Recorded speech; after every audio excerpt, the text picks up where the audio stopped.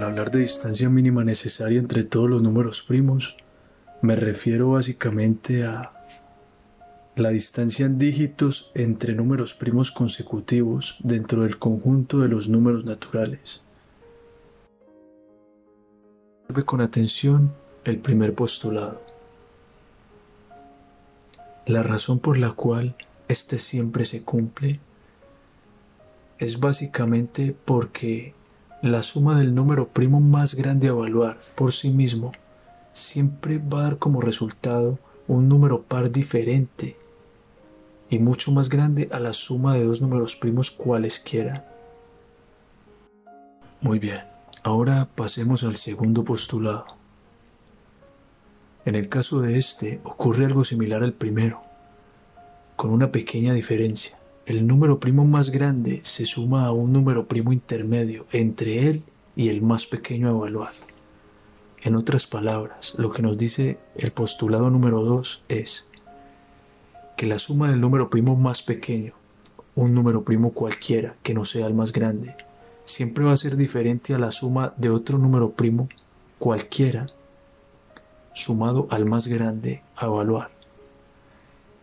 Ocurre algo similar al postulado 1, ya que el número primo sumado al más grande siempre dará como resultado un número par mucho mayor.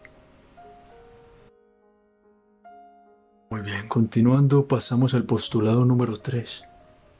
Este es un poco diferente ya que nos va a permitir encontrar las posibles formas de escribir un número par como suma de dos números primos.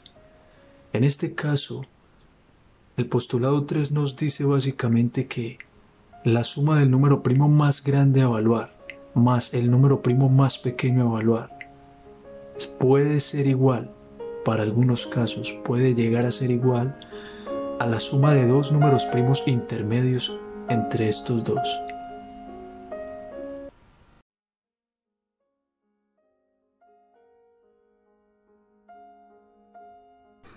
Muy bien, habiendo mencionado los postulados, continuaré con el artículo mostrando algunos ejemplos muy básicos de cómo utilizar estos postulados ya mencionados.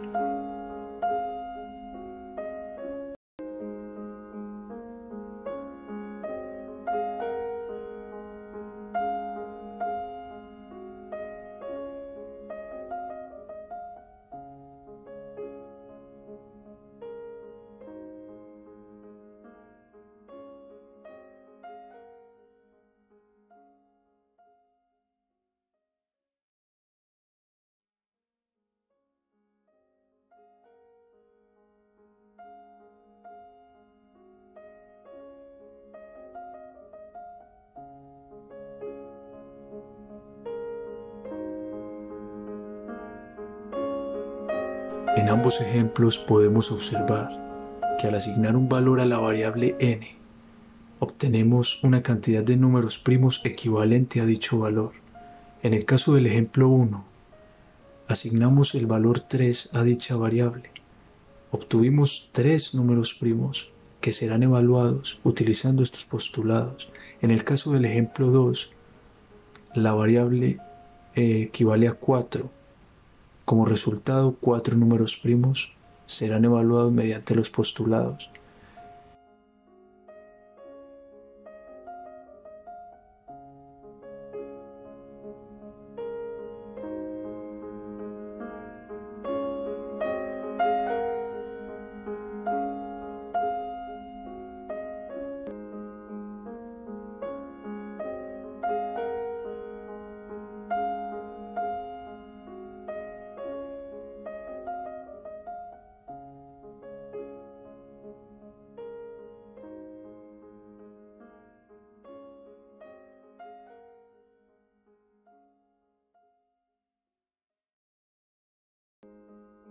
Que no vamos a hablar solamente de las repeticiones de este número par,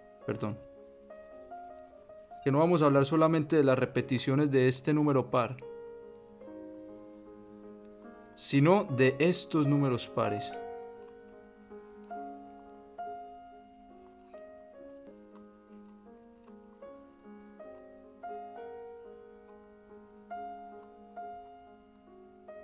más P sub X. Por ejemplo, esto lo dejo claro en el artículo, que quiero encontrar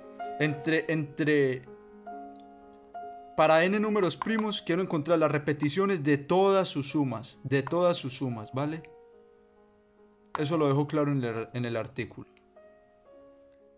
Pero todas sus sumas incluye no solo esto, no solo las repeticiones de P sub n más P sub 1, P sub n, las repeticiones de esto, más las repeticiones de esto, más las repeticiones de esto, más las repeticiones de esto, pero no solo esas, sino también que me interesan estas. Estas me interesan. P sub 1 más P sub 1. P sub 2 más P sub 1. P sub 3 más P sub 1. P sub 4 más P sub 1. Y así sucesivamente hasta P sub y más P sub 1. Ahora, me interesa hallar cómo se puede combinar este número primo con todos los otros. Y me interesa hallar cómo se puede combinar este número primo con todos los otros. Sumando todos estos resultados, todo lo que me da aquí, más todo lo que me da aquí, voy a tener el número de copias totales. El número o sea, la cantidad de veces que se repiten todos los números pares como sumas de dos números primos hasta n. ¿Por qué lo menciono con n-2? ¿Por qué? Porque si yo quiero hallar las repeticiones que tiene P sub n más P sub n, la cantidad de repeticiones, o sea, esto es un número par. Este número par tiene 0 y ojo, 0 repeticiones, o sea, 0 formas de escribirlo diferente. ¿Ya?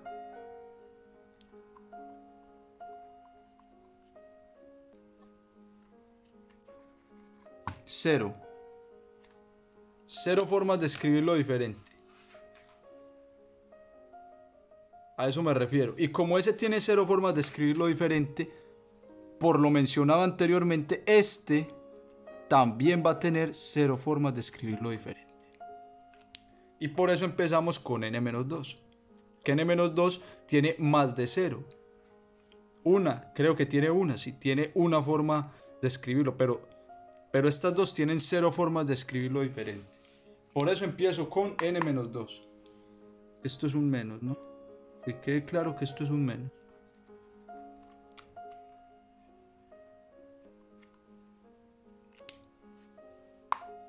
Y es básicamente por eso que utilizo n-2, porque P sub n más P sub n tiene 0 repeticiones. 0 formas de escribirlo. O sea, este número par tiene 0 formas de escribirse como suma de otros dos números primos. ¿Por qué? Porque este n es el mayor. N es el mayor, violaría uno de los postulados. Y n-1 es el que lo sigue. Esto no lo voy a explicar aquí, pero tiene que ver con la generalización que hice luego, que dejé de mencionar en el artículo.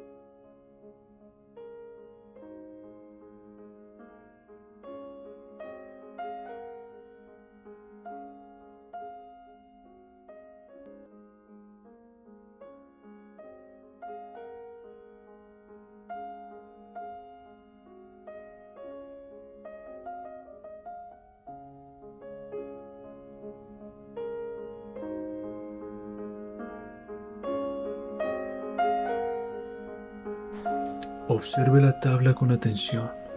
Su distribución es un poco rara, pero basta con entender que en su interior incluye todas las posibles formas de escribir un número par como suma de dos números primos. Ahora, de izquierda a derecha, evaluamos la ecuación que involucra la variable x. De arriba a abajo, evaluamos la ecuación que involucra la variable y.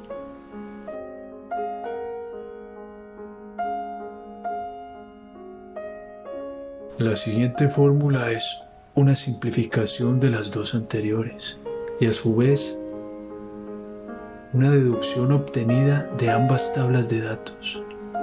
Presta mucha atención, por favor.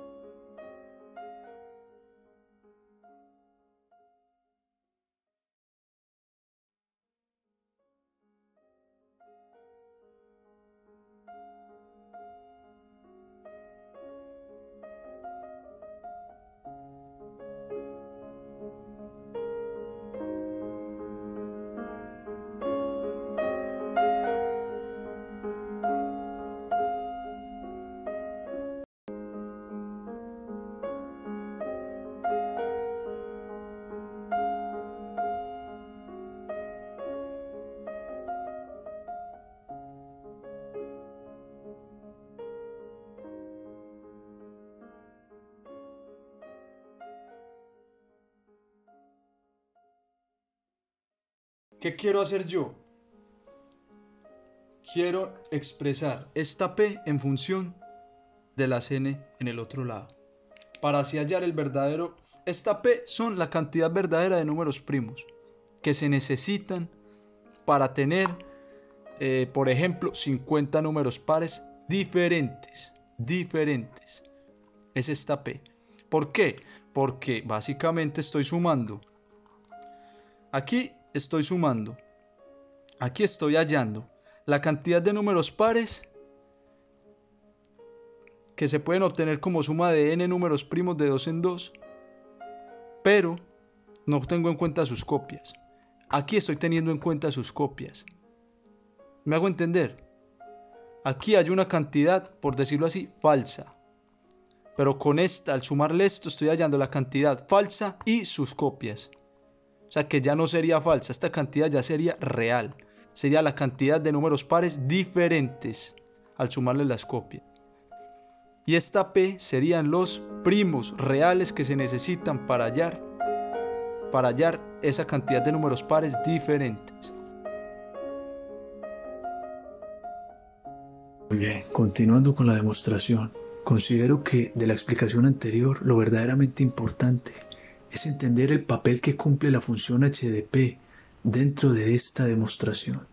Si por alguna razón con la explicación no fue suficiente o no me hice entender lo suficientemente bien, te pediré el favor de que no dudes en preguntarme, no dudes en aclarar esa duda, ya que este momento, este segmento es fundamental.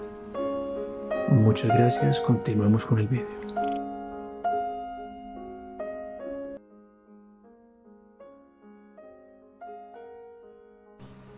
En este caso, el último párrafo resaltado, a lo que hace alusión, a lo que hace referencia, es a lo que se mencionaba al principio del video, la distancia en dígitos de números primos consecutivos dentro del conjunto de los números naturales.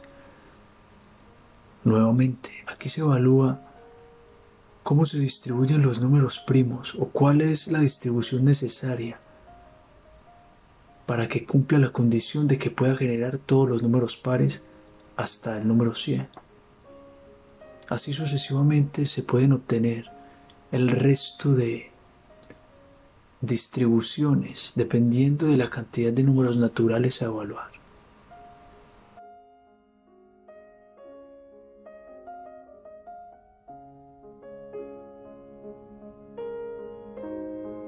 Para finalizar, aquí se puede observar cómo al obtener la variable m expresada en función de n, podemos encontrar de forma más general una nueva función que involucra tanto a p como a m dentro de la misma fórmula. Esto gracias a que ambas quedarán expresadas en función de n. Esta nueva función, denominada j de n, nos permitirá finalmente concluir con la demostración, ya que hace referencia a lo que menciona el recuadro azul. Leerlo atentamente, por favor.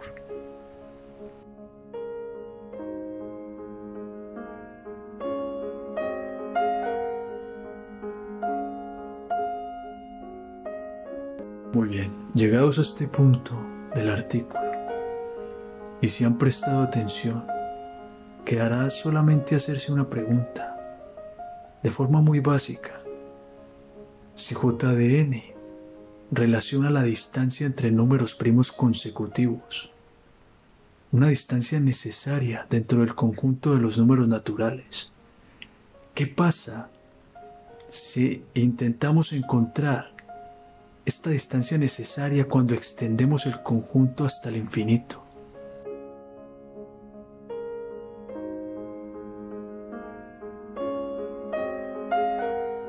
Así finalmente sabemos que gracias a Georges Cantor hay diferentes tipos de infinitos, unos más grandes que otros.